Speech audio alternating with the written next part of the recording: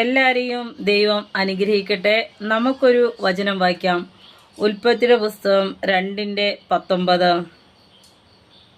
നിലത്ത് നിന്ന് നിർമ്മിച്ചിട്ട് മനുഷ്യൻ അവയ്ക്ക് എന്ത് പേരിടുമെന്ന് കാണുവാൻ അവന്റെ മുമ്പിൽ വരുത്തി.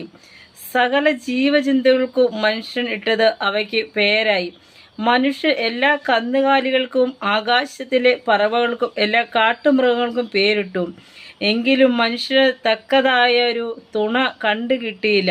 ആകയാൽ യഹോവയായ ദൈവം അവന് ഒരു ഗാഢനിദ്ര വരുത്തി. അവൻ ഉറങ്ങിയപ്പോൾ അവന്റെ വാരിയെല്ലുകൾ ഒന്നെടുത്ത് അതിന് പകരം മാംസം പിടിപ്പിച്ച് യഹോവയായ ദൈവം മനുഷ്യനിൽ നിന്ന് എടുത്ത വാരിയെല്ലിനെ ഒരു സ്ത്രീയാക്കി അവളെ മനുഷ്യന്റെ അടുക്കിൽ കൊണ്ടുവന്നു. അപ്പോൾ മനുഷ്യൻ, ഇത് ഇപ്പോൾ എൻ്റെ അസ്ഥിയിൽ നിന്ന് അസ്ഥിയും എൻ്റെ മാംസത്തിൽ നിന്ന് മാംസവും ആകുന്നു.